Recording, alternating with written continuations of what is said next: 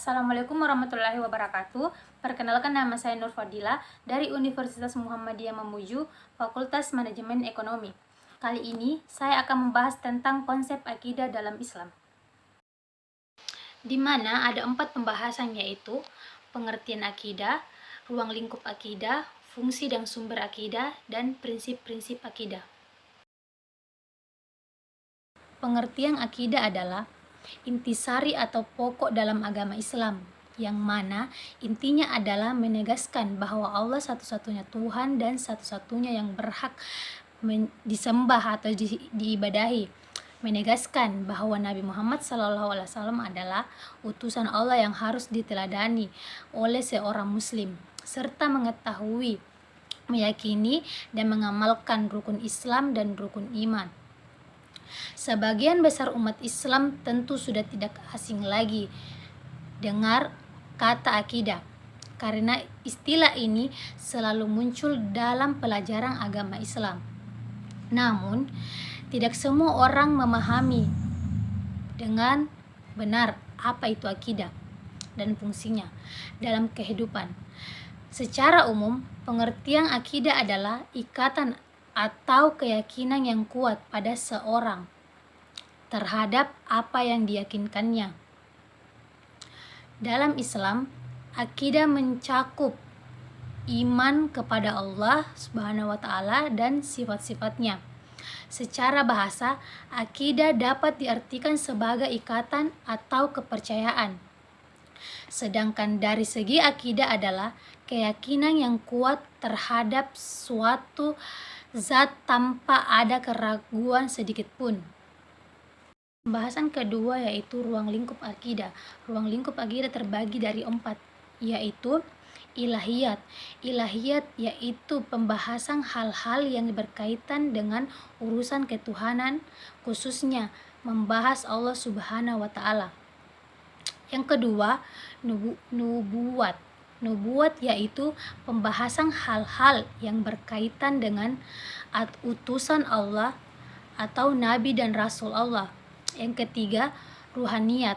Ruhaniyat yaitu pembahasan tentang hal-hal yang berkaitan dengan makhluk gaib, misal malaikat, setan, dan jin.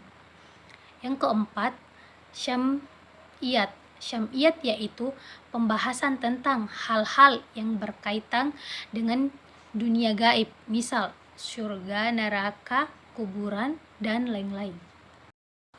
Pembahasan ketiga, sumber dan fungsi akidah. Ada 2 sumber akidah Islam, yaitu Al-Quran dan hadis. Yang pertama, Al-Quran. Al-Quran adalah kitab suci umat Islam yang berisi firman Allah Subhanahu wa Ta'ala yang diturunkan kepada Nabi Muhammad SAW. Tujuan diturunkan Al-Quran adalah untuk dijadikan pedoman umat Islam dalam menata kehidupan agar bisa memperoleh kebahagiaan di dunia dan di akhirat.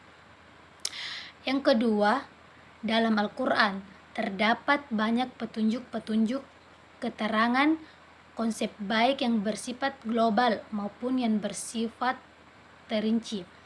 Surat manapun tersirat dalam berbagai persoalan dan bidang kehidupan manusia. Apa yang ada di dalam Al-Quran adalah benar. Oleh karena itu, sepatutnya umat Islam untuk selalu berpedoman pada Al-Quran. Yang kedua, hadis. Hadis merupakan sumber akidah Islam yang kedua.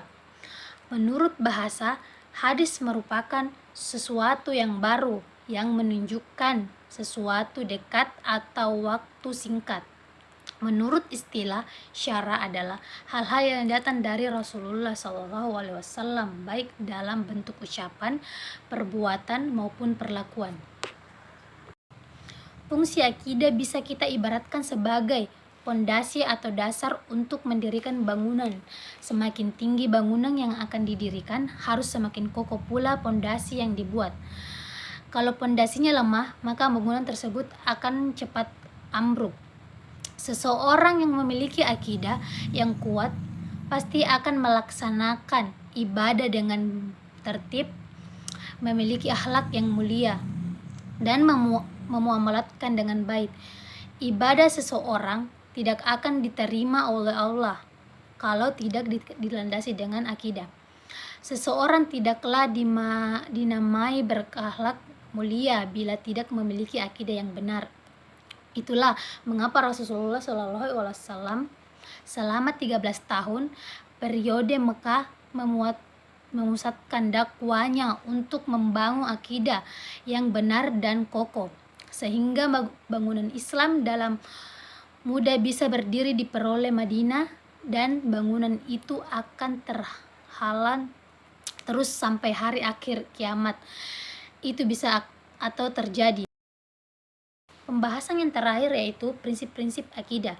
Yang pertama, berserah diri kepada Allah dengan bertauhid. Orang yang berserah diri kepada Allah disebut dengan muwahhid, ahli tauhid. Tauhid merupakan perbuatan pengesahan Allah yang aplikasinya adalah dengan beribadah semata-mata karena Allah dan berserah diri kepada Allah. Orang yang menduakan Allah adalah ibadahnya, maka disebut sebagai musyrik.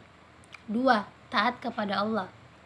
Taat kepada Allah di sini berarti menjalankan semua perintah Allah. Seorang muslim yang sejati ketika ia mendengar perintah Allah, maka ia akan harus melaksanakan apa yang diperintahkan oleh Allah. Ketiga, berlepas diri dari syirik. Tidak cukuplah hanya beribadah kepada Allah saja. Ia juga harus berlepas diri dari syirik dan perilaku syirik.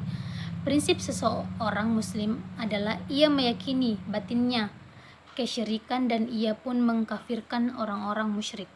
Seorang muslim harus membenci dan memusuhi mereka karena Allah.